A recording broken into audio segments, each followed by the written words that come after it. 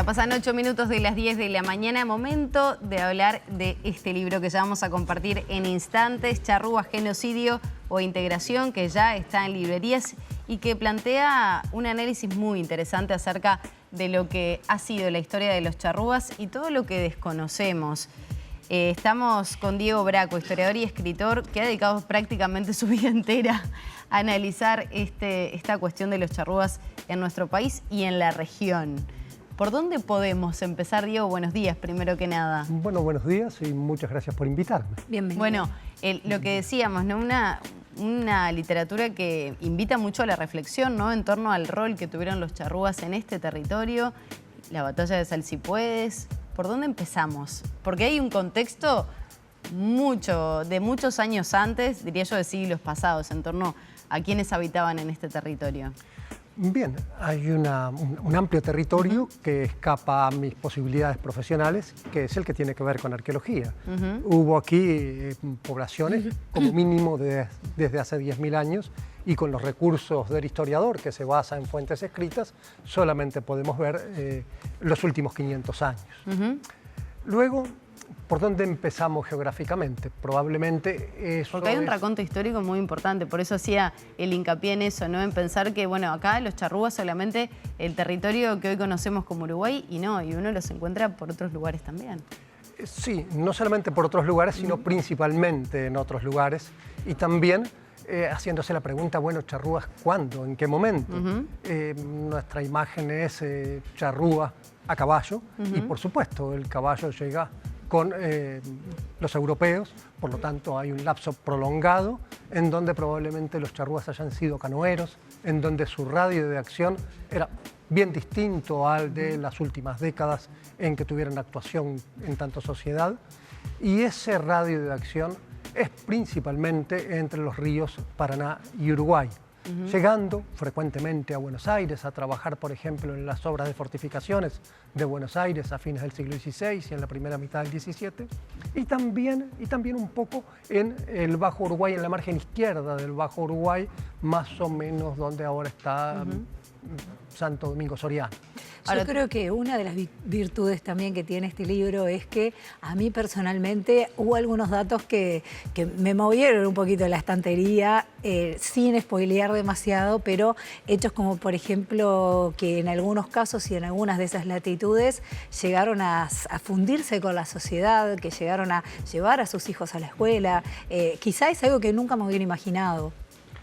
Bien, uno de los ejes del libro es comparar lo que dice la documentación producida por cientos o miles de personas distintas en muchos lugares con lo que generalmente aceptamos, que parece proceder mucho más de lo que tiende a denominarse generadores de mitos identitarios, digamos en una visión edulcorada, quizás Zorrilla de San Martín, en una visión muy vigorosa, por ejemplo, Acevedo Díaz. Pero cuando uno compara esos saberes, compara a estos charrúas que nunca conocieron el freno de la razón, que nunca se integraron, que hablaban un idioma gutural incomprensible, que no obstante pasan gritándole, posiblemente no en el idioma gutural e incomprensible, a Rivera, que sus soldados están matando amigos. Cuando uno compara estas visiones magníficas, literariamente magníficas, con lo que dice la documentación, bueno, la documentación está mostrando un abanico de realidades.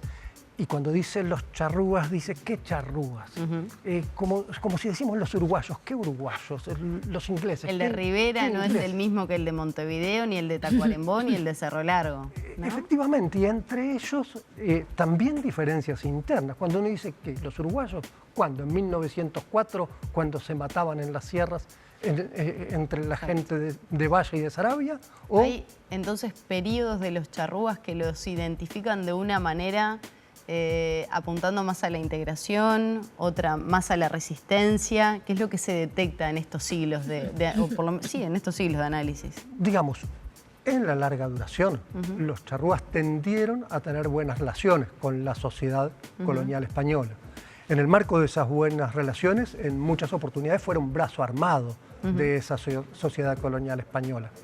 ¿Eso fue todo el tiempo así? No, por supuesto que no. ¿Los charrúas tuvieron diferencias internas? Sí, por supuesto.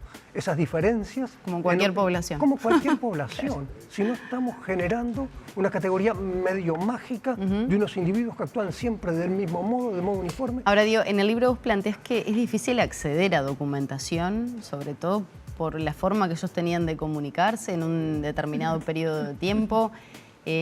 ¿Cómo fue elaborar el libro y poner ese disparador genocidio o integración?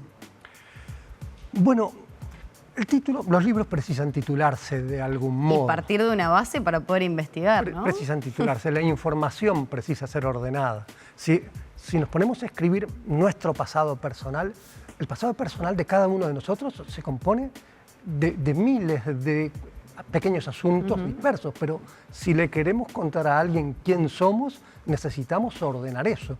Lo podemos ordenar por cómo nos ha ido materialmente o cómo nos ha ido familiar y afectivamente, pero de algún modo lo tenemos que ordenar. Entonces, esta documentación, que dice muchísimas cosas en este libro, se ordenó en base a 3 grandes ejes. El primero, preguntarse por los caminos de violencia en ocasiones terribles. El segundo, preguntarse cuánto sabemos a partir de los denominados mitos fundacionales y cuánto a partir de la documentación. Y el tercero, cuánto sabemos de dónde era preponderante esta gente al tiempo de la llegada de los europeos y qué es lo que motiva que la documentación de fin del siglo XVIII y principios del XIX los encuentre en gran parte de lo que ahora es territorio de Uruguay. Gran parte el litoral oeste, los departamentos actuales de Paysandú, Salto, Artigas y más hacia el norte. Braco, justo usted hace una diferenciación interesante entre lo que puede ser genocidio, que es lo que por lo general se habló con respecto al pueblo charrúa, y el etnicidio. ¿Cuál sería para usted esa diferencia clave? Bien, etnocidio es un término técnico acuñado de la antropología que designa la voluntad de terminar con una cultura. Logrado o no, pero designa esa voluntad. Parece evidente que esa voluntad la tuvo la sociedad colonial, no con los charrúas, la tuvo con cualquier otro. Suelo usar el ejemplo de un joven sobrino del célebre Francis Drake que naufragó en lo que ahora son costas uruguayas. Consciente de que iba a ser vendido a los indígenas de las islas del Paraná para sus rituales de antropofagia, se escapó y llegó en 1580 al lado de donde acababa de fundarse por segunda vez Buenos Aires. Uno diría, se salvó. No, no se salvó. Terminó en las cárceles secretas de la Inquisición por su condición de hereje anglicano desde que en Gran Bretaña se había hecho esa reforma protestante. Entonces, la sociedad colonial fue etnocida. Incluso el siglo XIX fue etnocida y esa tendencia se mantiene en muchos aspectos. Ahora, genocidio, si uno mira incluso en mi opinión, más grave, más dolorosa, más inmensa tragedia de la denominada época colonial, que es el tráfico de esclavos, incluso eso no es genocidio. Genocidio implica la voluntad de determinar físicamente a un genos. Si me adueño de las mujeres y niños charrúas cuando puedo, sí hay pueblos como Cayastá o como Santa Lucía de los charrúas, no tiene sustento racional el empleo del término. No parece que la documentación deje lugar para afirmar otra cosa. Diego, hay mucho para repasar en estas páginas que me imagino quedaron cortas, ¿no? Con todo lo que hay para hablar, la figura de Rivera y Oribe, usted también lo plantea en el libro, así que todos invitados a adquirir Charrúas, Genocidio e Integración de Diego Braco. Muy amable por habernos acompañado. Bueno, muchas gracias a ustedes, gracias por invitarme. Muchas gracias. Cerramos por aquí la charla con el autor de Charrúas, Genocidio e Integración, el historiador y escritor Diego Braco.